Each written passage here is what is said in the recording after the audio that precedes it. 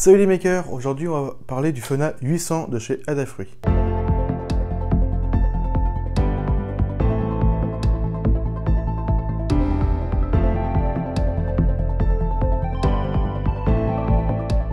Donc ça c'est un module GSM. Alors déjà pourquoi avoir un module GSM?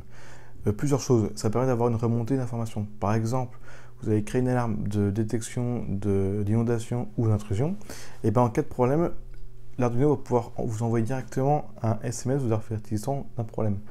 Deuxième chose, ça peut aussi marcher dans l'autre sens. C'est-à-dire qu'il va pouvoir contrôler, enfin en tout cas donner des informations à l'Arduino pour avoir des demandes qu'on peut échanger par SMS ou par appel. Par exemple, vous êtes parti ce matin un peu précipitamment, vous n'êtes pas sûr d'avoir coupé votre chauffage. Et ben, vous pouvez envoyer un message sur votre téléphone.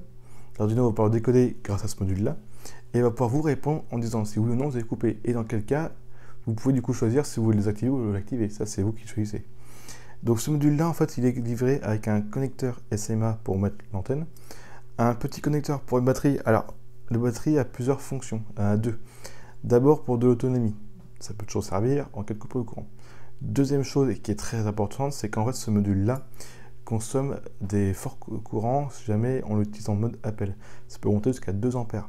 Donc, comme l'Arduino est totalement incapable de fournir un tel courant, il est équipé d'une batterie qui va faire tampon lors de ces forts appels.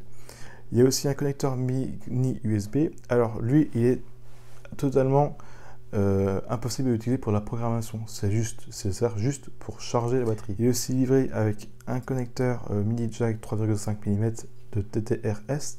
Alors ça c'est pour du coup les kits oreillettes et microphones. Il y a aussi un connecteur pour un micro électret, un connecteur pour un petit haut-parleur 8 ohms, et enfin un dernier connecteur qui lui peut servir si vous faites par exemple un téléphone portable directement avec ça, ce sera un petit vibreur. Bien sûr il comporte un support pour une SIM, c'est logique puisque c'est un module GSM donc qui utilise des fréquences téléphoniques. Donc pour ça, il va falloir une SIM pour faire fonctionner. Je ne vous dirai pas la marque, mais j'ai personnellement pris un abonnement chez un leader qui coûte que 2 € par mois, parce que j'en ai largement pour ce que j'en ai besoin à faire. Il faut savoir que le Fauna existe en deux versions. Il y a le 800 et le 808. Quelle est la différence entre les deux? Le 800 a un module FM à l'intérieur, qui permet de lire la radio, alors que le 808 ne l'a pas. Par contre, il a à la place un module GPS. Donc voilà, c'est en fonction de ce que vous avez besoin, vous allez prendre tel ou tel module. Franchement, c'est des petits kits qui sont vraiment pas gros. Ça coûte une quarantaine d'euros, ça coûte vraiment pas cher. Et ça peut bien vous servir pour les petits modules et les petits montages. Du coup, je vous propose de voir comment on fait pour câbler le petit module quand il arrive, parce qu'il arrive avec quelques pièces qui sont démontées. Quel matériel nécessaire pour le faire fonctionner. Et puis bien sûr, vous montrer un code qui vous permettra d'activer, de désactiver un appareil à distance, tout simplement, avec une remontée d'informations si nécessaire. Et ça, c'est tout de suite. Alors, il nous faut une carte SIM au format mini, le Fauna 800 ou 808 avec les pins qui sont livrés avec, une batterie de 3,2 volts, une antenne GSM, un Arduino, moi j'ai choisi le Uno, mais ça peut très bien fonctionner avec n'importe quelle gamme de la série Arduino, une LED et sa résistance série, des petits fils, une platine d'expérimentation et un câble USB pour brancher Arduino à un PC. Alors on va commencer par souder les petits pins sur la carte Fauna 800.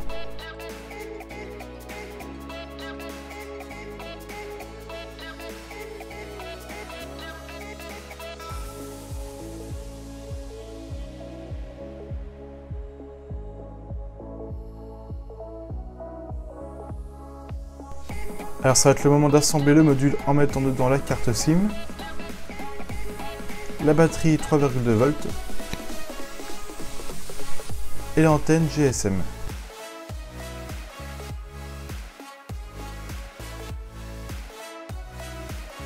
Pour ouvrir ou fermer le support SIM, il suffit simplement de faire une légère pression dessus et de glisser vers l'arrière pour pouvoir l'ouvrir et vers l'avant pour pouvoir le refermer. Évidemment, on fait bien attention aux détrompeurs.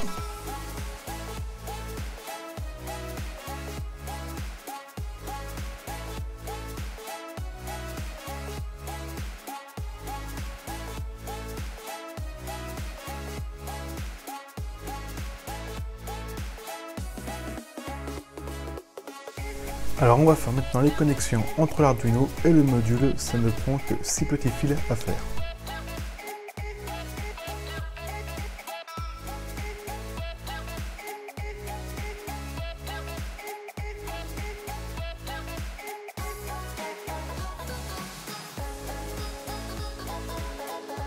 Et maintenant, on y connecte la LED qui va nous servir de témoin quand on active ou désactive le module à distance. On peut maintenant passer au câble USB. Voilà, maintenant que tout est relié, on peut passer au programme. Alors dans la description de la vidéo, vous allez pouvoir trouver un lien pour télécharger le programme que j'ai écrit. J'ai pris la base qui est fournie dans la librairie de Phonak. J'ai pris un programme qui était déjà existant, que j'ai modifié pour qu'il puisse correspondre à nos besoins. Donc ça se peut qu'il ne soit pas encore tout à fait optimisé, mais il a le mérite de fonctionner. J'ai laissé dans le programme des lignes de code qui permettent de faire un débugage via le protocole série qu'il y a entre l'Arduino et le PC, comme ça vous pouvez visualiser ce qui se passe réellement quand vous envoyez un message et comment l'Arduino va réagir en fonction de ça. Les deux mots déclencheurs pour activer et désactiver la commande via Arduino, et bien il faut envoyer un on ou un off par SMS et en minuscule. Une fois que le programme a été ouvert, il suffit de choisir sur qu'Arduino on veut le téléverser, le port COM sur lequel il est connecté, et enfin de téléverser. Alors si on envoie on par SMS,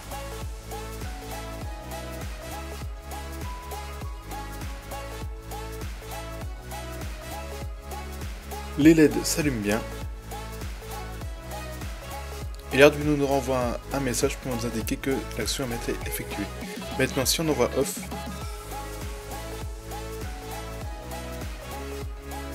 les LED se sont éteintes et il nous confirme l'action effectuée. Et si on envoie un message qui n'a rien à voir,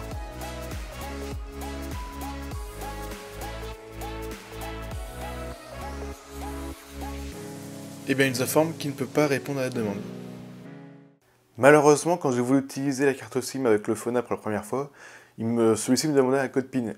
Et quand j'ai voulu le rentrer dans le soft, et bien à chaque fois j'avais un message d'erreur qui me disait soit le code PIN n'était pas le bon, soit le code PIN n'était pas compréhensible pour le soft. Je ne sais pas d'où ça vient, je ne sais pas si ça vient d'un problème de compatibilité, si ça vient d'un problème du soft, ou si ça vient d'un problème de moi tout simplement qui n'ai pas su comment remplir exactement le code. Donc si jamais je vous trouve des informations là-dessus, je vous en parlerai dans une prochaine vidéo. En tout cas, ce que j'ai trouvé comme solution qui était assez simple, c'est de mettre la carte SIM dans un autre téléphone, d'enlever le code PIN et de la remettre dans le Phonak, comme ça on pouvait utiliser le module sans aucun problème. C'est la seule solution que j'ai trouvée pour le moment qui fonctionne. Voilà, j'espère que cette vidéo vous aura plu. Quant à moi, je vous retrouve dans une prochaine vidéo. N'oubliez pas que vous pouvez aussi me contacter sur Facebook, Twitter, par mail, mais aussi dans les commentaires.